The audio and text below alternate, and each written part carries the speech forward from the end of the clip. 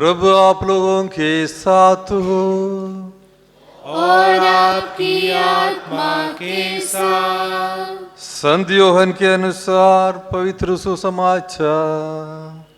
हे प्रभु तेरी महिमा हो।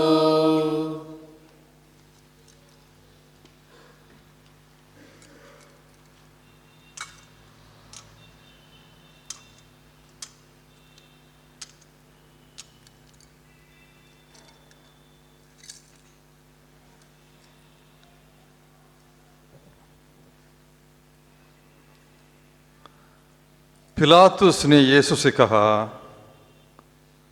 क्या तुम यहूदियों का राजा हो? यीशु ने उत्तर दिया, क्या आप ये अपनी ओर से कहते हैं या दूसरों ने आपसे मेरे विषय में ये कहा है? पिलातुस ने कहा, क्या मैं यहूदी हूं? तुम्हारे ही लोगों ने और महायाजकों ने तुम्हें मेरे हवाले कर दिए हैं। तुमने क्या किया है? यीशु ने उत्तर दिया, मेरा राज ये संसार का नहीं है। यदि मेरा राज ये संसार का होता तो मेरे अनुयायी लड़ते और मैं यहूदियों के हवाले नहीं किया जाता, परंतु मेरा राज्य यहाँ का नहीं है। इस पर पिलातुस ने उनसे कहा, तो तुम राजा हो? यीशु ने उत्तर दिया, आप ठीक कहते हैं, मैं राजा हूं।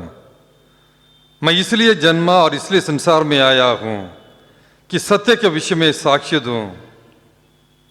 जो सत्य के पक्ष में है वह मेरी सुनता है। ये प्रभु का दिव्य सुसमाचार है। हे क्रिस्त तेरी स्तुति हो। प्रभु यीशु क्रिस्त में मेरे प्यारे भाई और बहनों और बच्चों, आज वर्ष का पूजन पद्धति वर्ष का आखिरी इतवार है और हर वर्ष पूजन पद्धति के आखिरी इतवार को हम राजराजेश्वर प्रभु यीशु क्रिस्त का पर्व मनाते हैं। अगले इतवार से हम एक नए पूजन पद्धति वर्ष में प्रवेश करेंगे। अगला इतवार आगमन काल का पहला इतवार होगा। तो आज आखिरी इतवार प्रभु यीशु क्रिस्त राजाओं का राजा पर्व मनाते हुए हम आज प्रभु के इस पावन मिस्र बलिदान को चढ़ा रहे हैं। और इस मिस्र बलिदान के बीच में हमारे बच्चे पहली बार राजराजेश्वर प्रभु यीशु मसीह को पवित्र यूकरिस्ट के द्वारा अपने हृदय में ग्रहण करेंगे। ये पर्व क्रिस्त राजा का पर्व संत पापा पियुस 11वें के द्वारा 1925 ईस्वी में घोषित किया गया था, नियुक्त किया गया था। उन्होंने एक पत्र जारी किया, क्वास प्रीमुस, और उस पत्र के द्वारा उन्होंने पूरे विश्वव्यापी कलीसिया को पूजन पद्धति के आखिरी इतवार को क्रिस्त राजा के पर्व के रूप में मनाने के लिए घोषणा की। संत पापा पियुस 11वें ने क्यों इस पर्व को मनाने के लिए या क्यों इस पर्व को ठहराया? कारण था, विश्व महायुद्ध के बाद लोग परेशान थे, निराश थे। अलग अलग देशों के बीच में लड़ाई हुई, काफ़ी लोग बड़े जनसंख्या में मर गए थे और लोगों के अंदर से वो विश्वास उठ गया ईश्वर के ऊपर। वो ये भी बोलने लगे, क्या सचमुच ईश्वर है? यदि ईश्वर होता तो ये क्यों होने दिया? और शासनकर्ता जो राज सम्राट लोग एक दूसरे के खिलाफ ऐसे लड़ते और उसके वजह से कितने लोग मर गए। और यदि ईश्वर होता तो ऐसे क्यों हुआ? तो ऐसे विचार, और इसलिए काफ़ी लोग ईश्वर पर अपने विश्वास से भटकने लगे। और कलीसिया में भी विश्वास कम होने लगा।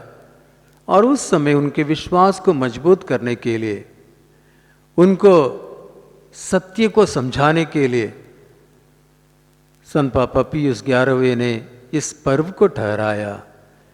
वो राजेश्वर क्रिस्त है, राजाओं का राजा है। ये जो दुनिया का राजा, ये दुनियावी बातों के लिए लड़ रहे हैं, अपने स्वार्थ के लिए लड़ रहे हैं। स्वार्थ के लिए लड़ते समय वे दूसरों को हानि पहुंचाते हैं, दूसरों को बचाते नहीं हैं, बल्कि दूसरों को हानि पहुंचाते हैं। अपने गद्दी संभालने के लिए, अपने राज्य को बनाए रखने के लिए उनको दूसरों को मार डालना पड़ता है। अपने आप राजा बने रहने के लिए दूसरों को खत्म करना पड़ता है।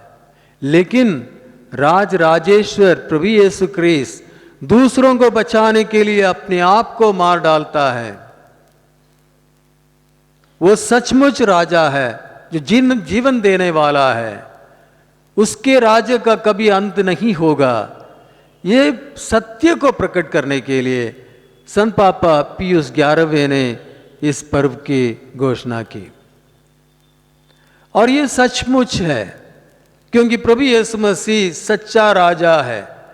अब तक जितने भी राजा लोग इस दुनिया में आए और चले गए, कोई अभी नहीं रहा है। राजाओं का जमाना समाप्त हो चुका है।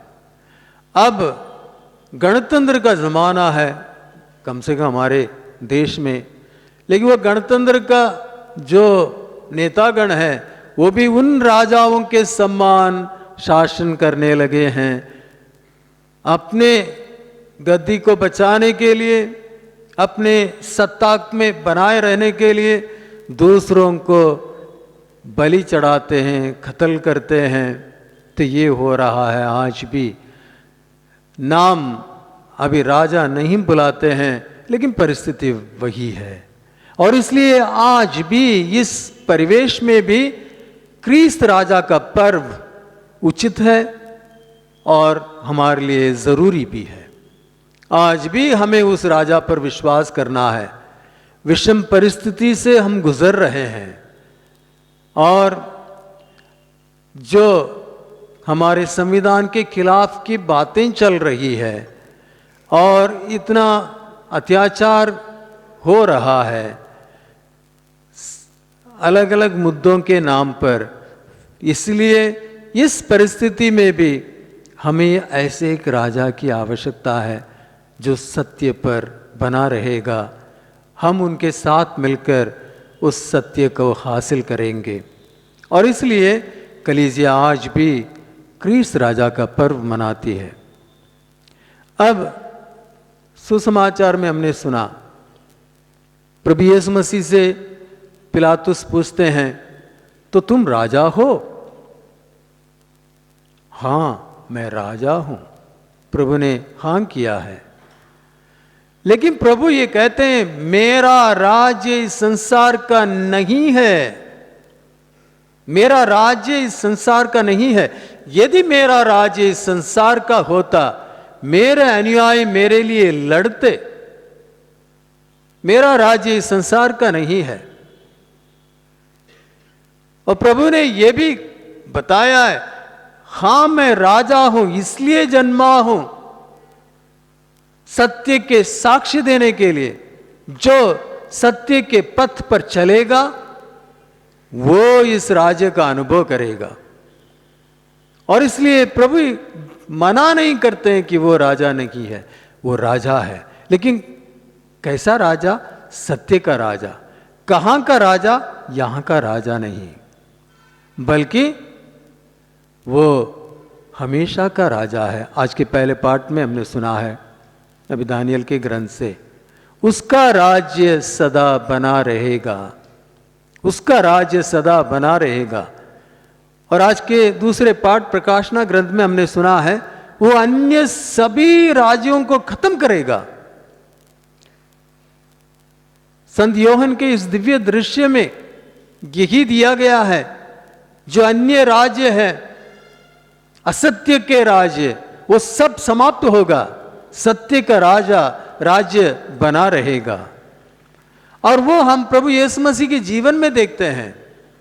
आप देखिए, प्रभु यीशु मसीह पकड़े गए और वो बंदी गृह में हैं, उनके विरासत में हैं। एक कुकर्मी की तरह खड़ा है, कटघरे में खड़ा है, और पिलातुस अपने गद्दी में बैठा है। रोमी साम्राज्य के प्रतिनिधित्व कर रहा है, शासन का एक चिन्ह है, वो अपने राजगद्दी में बैठा हुआ है। लेकिन प्रभु कहाँ है? कटघरे में खड़े हैं, एक अपराधी की तरह, एक कुकर्मी की तरह। और उससे ये प्रश्न पूछा गया है, तो तुम राजा हो? और प्रभु ने कहा, हां मैं राजा हूं। अब हम देखेंगे पिलातुस और प्रभु यीशु मसीह के बीच ये दो व्यक्ति हैं। असलियत में वहां उन दोनों के बीच में कौन राजा है? वहां प्रभु यीशु मसीह खड़े हैं एक कुकर्मी की तरह, उसके ऊपर न्याय दिलाया जा रहा है और उसको सजा दी जा रही है, लेकिन वो वहां खड़ा है। परिस्थिति क्या है? प्रभु यीशु मसीह आनंद से खड़ा है, धैर्य के साथ खड़ा है, प्रेम से जवाब दे रहा है और शक्ति का अनुभव कर रहा है। उसमें कोई डर नहीं है। प्रभु यीशु मसीह में बिल्कुल डर नहीं है। उसको कुकर्मी घोषित किया गया है, दंड भोगेगा, क्रूस पर मार डाल दिया जाएगा, लेकिन उसके दिल में पूरा पूरा प्रेम है, डर बिल्कुल नहीं है। वो स्वतंत्र खड़ा है, लेकिन उसके अंदर शक्ति है, शक्ति के साथ खड़ा है। और वो शक्ति कहां है? परमपिता से उसे मिल रहा है। वो पिता के साथ एक है। मैं और पिता एक हैं, पिता मुझ में है। उसके अंदर शक्ति है, आत्मा से परिपूर्ण है। वो है प्रभु यीशु मसीह जो वहां खड़ा है। पिलातुस को देखिए, पिलातुस क्या है? डरा हुआ है। पिलातुस डरा हुआ है, कहीं मेरी गद्दी छीन ली ना जाए। और किन किन से डरता है? हेरोद से डरता है। हेरोद के साथ उसका जो दोस्ती है खत्म होने वाली है यदि वो प्रभु का साथ देगा, यदि वो प्रभु को ये ठहराएगा कि इसमें कोई कलंक नहीं है। लेकिन इसलिए वो डरा हुआ है, और वो डरा हुआ है भीड़ से। भीड़ चिल्ला रही है इसे क्रूस दो, तो भीड़ से वो डरा हुआ है। अपनी पत्नी के जो सपना है, ये निर्दोष है, इसके खिलाफ कुछ मत करो, वो भी बात उसके कान में गूंज रहा है, पत्र लिखकर भेजी है, और उससे वो डर रहा है कहीं मेरे साथ कुछ ना हो जाए। ये निर्दोष व्यक्ति है, उससे वो डर रहा है। महायाजकों से डर रहा है, यहूदियों से डर रहा है, और अपने आप से डर रहा है। पूरा पूरा डरा हुआ है। उसके अंदर शक्ति नहीं है, वो शक्तिहीन है। वो जो सही समझ रहा है उससे कर नहीं पा रहा है। वो है पिलातुस, कर नहीं पा रहा है। उसे मालूम है जो ये हो रहा है अन्याय है, ये गलत है, अच्छी तरह जानता है, और इसलिए प्रभु को रिहा करने के लिए पूरा पूरा प्रयास किया है। लेकिन सत्य के पक्ष में नहीं है। वो सत्य तुम्हें स्वतंत्र बना देगा, प्रभु यीशु मसीह ने कहा। प्रभु यीशु मसीह स्वतंत्र क्यों है? बेडर क्यों है? शक्ति से भरा हुआ क्यों है? आनंद से भरा हुआ क्यों है? क्योंकि वो सत्य के पक्ष में है। पिलातुस गद्दी पर बैठने के बावजूद भी डरा हुआ है। क्यों? क्योंकि वह सत्य के पक्ष में नहीं है, झूठ के पक्ष में है। यह फर्क है दुनिया के राजा और प्रभु यीशु मसीह जो राजा है। और वो अपने आप से डर रहा है, सब कुछ से डर रहा है, उसके अंदर शक्ति नहीं है, वो कमजोर हो चुका है। अब आप लोग बताइए, इन दोनों में कौन राजा है? कौन राजा है? सच्चा राजा प्रभु यीशु मसीह है। प्रभु यीशु मसीह सच्चा राजा है। आज की परिस्थिति को देखिए, जो नेतागण आजकल अपने पद को संभालने में असत्य का इस्तेमाल करने लगे हैं, इसलिए डरे हुए हैं और उसको बचाए रखने के लिए अलग अलग असत्य के बातों में डूबे हुए हैं, असत्य के प्रति चल रहे हैं। मुझे उदाहरण देने की आवश्यकता नहीं है, आप लोग अच्छी तरह समझ रहे होंगे। किसानों के साथ जो क्या हुआ, अभी क्या हो रहा है, नियम को वो जो पारित किया था उसको वापस ले लिया, लेकिन उसके पीछे क्या है? तो वो लोग असत्य के ऊपर असत्य के ऊपर असत्य के ऊपर उसके सहारे से अपनी गद्दी को बचाने के लिए, अपने आप को बचाने के लिए, अपने पद को संभालने में लगे हुए हैं। और उस सिलसिले में लोग मर रहे हैं, लोग परेशान हैं, लोग मुसीबत में हैं। वो नहीं समझ रहे हैं किसी हालत में उनके स्वार्थ को बचाना है। लेकिन यहां प्रभु यीशु मसीह अपने आप को, अपने स्वार्थ को मिटा दिया, अपने आप को मार डालने के लिए वहां सौंप दिया है। जब सैनिक लोग उस प्रभु को पकड़ कर आए यूदास इस्करियोत के नेतृत्व में, तब प्रभु ने क्या कहा? आप लोग किसे ढूंढते हो? यीशु नासरी को। तो मैं हूं, इन्हें छोड़ दो। प्रभु ने ये कहा, मैं हूं, मुझे पकड़ो ले जाओ, लेकिन इन्हें छोड़ दो। आज का नेता क्या बोलेगा? आज का नेता, आज का राजा क्या बोलेगा? उनको आगे भेजेगा, अरे उनको साथ लड़ो और वो बच जाएगा, तुम मरो मैं बच जाऊं। तो ये एक फर्क है प्रभु जो राजा है उसमें और दूसरे में। आज वो सचमुच राजा है, लेकिन कैसा राजा है? हम लोग आजकल प्रभु यीशु मसीह राजा बनना चाहिए, उस सत्ता के साथ, सत्ता और शक्ति, ये दो चीजें हैं, इसमें फर्क देखना है हमें। सत्ता और शक्ति। इन दिनों हम लोग सिनड के प्रक्रिया में हैं। संत पापा फ्रांसिस ने सिनड की घोषणा की है। हमारी कलीसिया एक सिनडल कलीसिया होना है। सिनडल कलीसिया का मतलब सहयात्री कलीसिया, जिसमें सब के सब बपतिस्मा पाया हुआ सभी लोग एक साथ, एक दूसरे के सुनकर, एक दूसरे को बोलकर, एक दूसरे के साथ सहभागी बनकर, एक दूसरे के साथ संयुक्त होकर, आत्मा की आवाज सुनते हुए एक प्राण, एक हृदय बनकर आगे बढ़ने के लिए संत पापा फ्रांसिस आज हमें बुला रहे हैं। और उसके तैयारी की प्रक्रिया शुरू हो चुकी है। वर्ष 2023 में रोम में वो सिनड होगा और उसकी तैयारी 2 वर्ष की तैयारी है और उसमें पूरी कलीसिया जुटा हुआ है। किसके लिए? ऐसे एक राज्य बनाने के लिए। सहयात्री कलीसिया, जहां सब के सब ईश्वर के संतान है, ईश्वर की प्रजा है, सब बराबर है, सबकी सुनना है, सबकी सहभागिता होना है। ऐसे एक राज्य आदि कलीसिया जैसा था वैसे बनने के लिए, जहां सब कुछ में सबका साझा था, कोई कंगाल उनके बीच में नहीं था। ऐसे एक राज्य, ऐसे एक कलीसिया बनाने में यह नहीं है जिसमें एक व्यक्ति सब कुछ का अनुभव करता है, सुरक्षित है, सब कुछ है, बाकी सब मर रहे हैं। नहीं,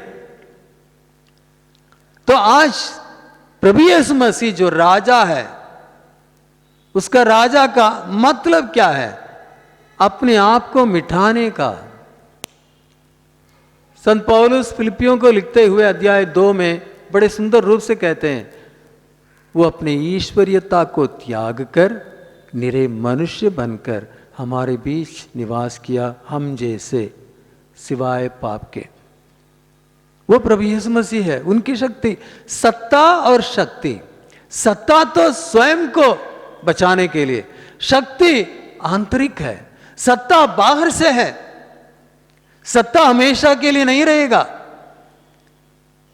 सत्ता लोगों पर धमकी देकर हासिल करने का है, सत्ता में आ जाना, और फिर वो हमेशा के लिए नहीं है।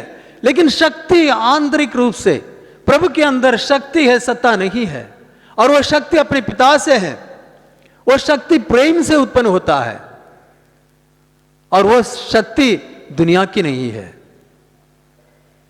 और इसलिए प्रभु यीशु मसीह का जो राजा, वो हमारे जीवन में होना चाहिए। एक राजा, एक मां और एक दूध पीने वाला बच्चा, उनके बीच का रिश्ता यदि हम समझेंगे तो प्रभु यीशु मसीह का राज्य क्या है उसको भी समझ पाएंगे। एक मां अपने दूध पीने वाले बच्चे को अपने गोद में लेती है और उससे बातें करती है, और उसे क्या कहती है? अरे मेरे राजा। वो ये कहती है, अरे मेरे राजा। और वो बच्चा बेसहारा है, उसको जीवित रहने के लिए वो माँ, उस माँ की आवश्यकता है। वो जब तक वो माँ उसे दूध नहीं पिलाएगी वो भूखा मर जाएगा। जब तक वो माँ उसे कपड़े से लपेटेगी नहीं वो ठंड से मर जाएगा। तो उसको जीवित रहने के लिए वो बेसहारा पड़ा रहेगा उधर जहां डाला गया है। लेकिन वो बच्चा उस माँ के ऊपर शासन कर रहा है, और वो माँ उसे अपने राजा मानती है। कैसा राजा? प्रेम का राजा। प्रेम का राजा। उस मां के दिल में उस राजा, उस बच्चे के प्रति प्रेम है। वो बच्चा उसका प्रेम का फल है, और इसलिए वो प्रेम का राजा है। अरे मेरे राजा। प्रभु यीशु मसीह इसी तरीके से हैं, बेसहारा, अपने ईश्वरीयता को त्याग कर, अपनी शक्ति को निकाल कर निरे मनुष्य, हम जैसे एक मनुष्य बने। वो प्रेम का राजा है। प्यार से, हमारे मेरे प्रति प्यार से वो ये सब कुछ को छोड़कर मुझे अपनाया, मेरे साथ एक हो गए। ये है राजा मेरे लिए, मुझे जीवन देने के लिए, मुझे परिपूर्ण जीवन देने के लिए, मुझे अपने शक्ति से संपन्न बनाने के लिए अपने जीवन को दिया, अपना शरीर और रक्त मुझे दिया, अपनी आत्मा को मुझे दिया, अपने पिता को मेरा पिता बनाया, मेरे पापों को धोया और मेरे पापों के लिए बलि चढ़ा, और आखिर अपनी मां को मुझे दिया। सब कुछ मुझे दिया, जो कुछ मुझे पिता से मिलता मैं वो सब तुम्हें दे देता हूं। वो है मेरा असली राजा, वो है मेरे जीवन देने वाला राजा, वो है मुझे मुक्ति दिलाने वाला राजा, वो है प्रभु यीशु मसीह। भले ही दुनिया के नजरों में वो बेसहारा है, कुकर्मी की तरह खड़ा है, कटघरे में खड़ा है, लेकिन उसके अंदर शक्ति है। तीसरे दिन वो जी उठा, अनंत जीवन में प्रवेश किया, और हम सबको उस अनंत जीवन के लिए बुला रहा है। वो है हमारा राजा, आज जिसका पर्व हम मना रहे हैं। और वो राजा पवित्र यूकरिस्ट के द्वारा, प्रभु यीशु मसीह का सच्चा शरीर के द्वारा हमारे अंदर आते हैं, हमारे जीवन में प्रवेश करते हैं, हमें सशक्त बनाते हैं, और कहते हैं देखो दुनिया के अंत तक मैं सदा तुम्हारे साथ हूं, डरो नहीं, मैं तुम्हारे साथ हूं। कितनी शक्ति हमें मिल रही है। वो है हमारा असली राजा, और उस राजा को आज ये बच्चे अपने दिल में ग्रहण कर रहे हैं। ये बच्चों के जीवन में ये सबसे बड़ा दिन है, क्योंकि आज वो राजाधि राजा, प्रेम का राजा, न्याय का राजा, सत्य का राजा, वो आज इनके हृदय में प्रवेश कर रहे हैं, इनके जीवन में प्रवेश कर रहे हैं। कितना सुंदर दिन है आज इन बच्चों का, और इनके दिल में वो आ रहे हैं।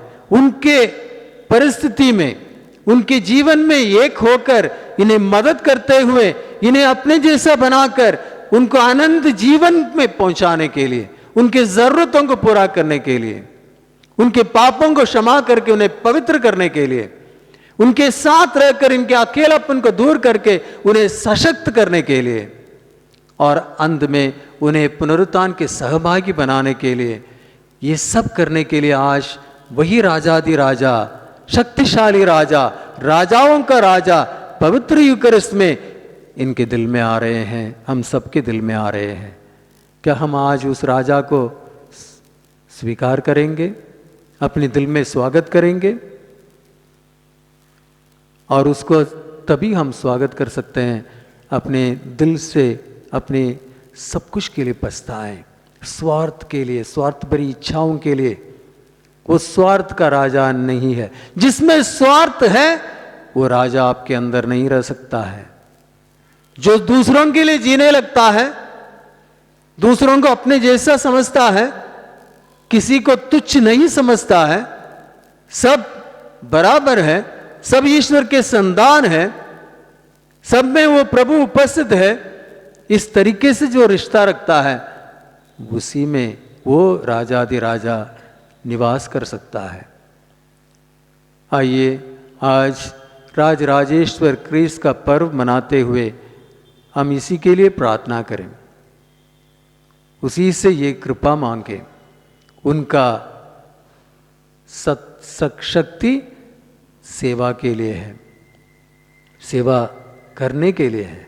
सेवा में जीवन, निस्वार्थ प्रेम और सेवा में जीवन बिताकर उस राजा के राजाधिकारी बनकर उसके राज्य के सदस्य बनने के लिए आइए हम आज प्रभु यीशु मसीह से प्रार्थना करें।